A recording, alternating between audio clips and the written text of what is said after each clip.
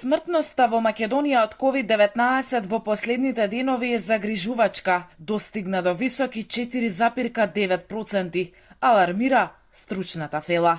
Според последната анализа на професорот Дејан Трајковски, овој процент на починати е многу поголем од просекот за целото време траење на епидемијата, кој изнесуваше 3,5%. Дури и вкупниот просечен леталитет на Делта сојот од јули до денес е прилично висок 3,7% при сета вакцинација. Ова е чудо, затоа што ако знаеме дека вакцините речиси не го намалуваат заразувањето, барем би требало да влијаат на леталитетот, штом се ефикасни против смртен исход. Може би одговорот лежи во фактот што најголем број починати во овој бран биле ниско вакцинираните општини, па ефектот од вакцинацијата не можел да дојде до израз.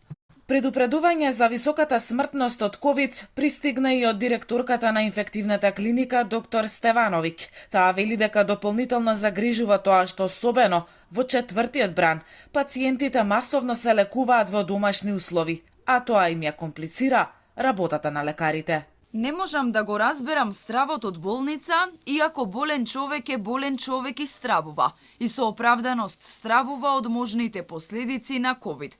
Но на вистина домашното лекување, само лекувањето на ниту еден пациент не му оди во прилог.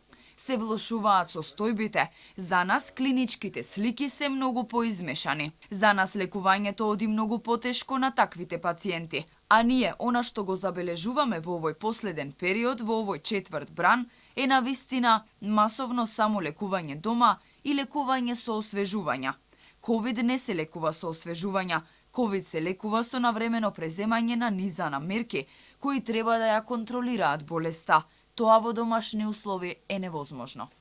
Освен големиот број изгубени човечки животи и бројот на активни случаи во моментов е доста висок, изнесува речиси 7.000. По ова се поставуваат многу прашања и дилеми. Каква зима не очекува? Дали бројот на заразени ќе падне или пак не чека засилување на ковид бранот?